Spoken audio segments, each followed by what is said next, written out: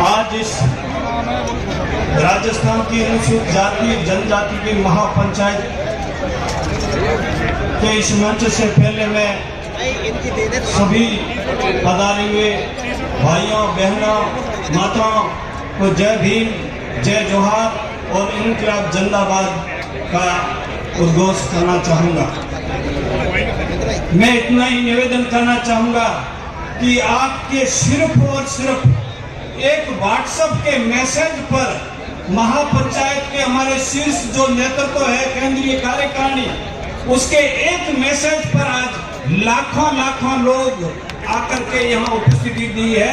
उन सभी को मैं सलाम करता हूँ और मैं ये निवेदन करना चाहता हूँ आयोजकों से, हमारे विभिन्न दलों में सामान्य राजनेताओं से कि ये लोग आपकी बात सुनने भी आए हैं लेकिन ये भी कहने आए हैं कि मेहरबानी करके अब आपके जो मुंह अनुशासन के रूप में जिस तरीके से राजनीतिक दलों ने बंद कर रखे हैं उसके जो धागे हैं टांके लगे हुए हैं उनको खोलिए। मैं माफी चाहना चाहता हूं कि सारे के सारे राजनेता ऐसे नहीं है लेकिन अधिकतर लोग ऐसे हैं, वो मुझे इस मंच से कहने में कोई हर्ज नहीं है।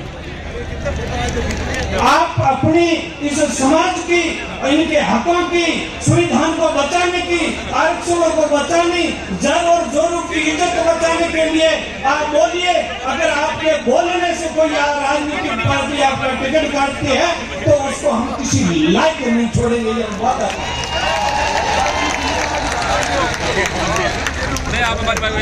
मेरा निवेदन है कि ये राजनीतिक राज्यों की सरकार है, आजादी का अमृत महोत्सव मनाने जा रही है। जब मूछ रखने पर हमारे भाई को मारा जाता है, मटकी छूने पर हमारे भाई को मारा जाता है और तो एक आईपीएस अधिकारी अनुसूचित जाति के व्यक्ति को अपनी शादी में घोड़ी चढ़ने पर उसको बहुत पुलिस का बंदोबस्त करना चाहता है। हम कहते हैं कि हम सब कुछ कर रहे हैं और उसके ऊपर एक भी आवाज नहीं निकलती है। मैं धन्यवाद देना चाहता हूं बलवान जी पूनिया को जिन्होंने बेहतरीन तरीके से हमारी विधानसभा के अंदर बात रखी है, कई लोगों ने सुनी होगी। ऐसी बेबाकी हम लोगों के हमारे नेताओं में क्यों नहीं होती है? अभी खिलाड़ी लाल जी देरवा बोल रहे थे, जब बाड़मेर आए तो क्या खिंचाई की प्रशासन की, लेकिन इन्हीं की ही पार्टी के लोग कहते हैं कि ये दूसरे गुट से है तो इनकी बहुत आदत है। ये अधिकारियों ने कितनी भी धमकियां दे लेकिन अशोक जी उनके कुछ नहीं होने देंगे, ये हालात है। लेकिन मैं बंदे को सैल्यूट करता हूँ, वो सच्चे बात अपनी शासन के सामने रखता हूँ। धन्यवाद पन्ना चंद मेहमान को देना चाहता हूँ कि उन्होंने हक के लिए अपने व्यक्ति की जान गंवाने के बाद में इस्तीफा सौंप दिया। हम लोग सबसे लास्ट छोर पे जिसको पिछड़ा जिला कहते हैं वहां से करीबन 71 बसें और सैकड़ों वाहन लेकर के आपके आह्वान पर आपको संबल देने के लिए हम करने को तैयार हैं। मेहरबानी करके अब जागो।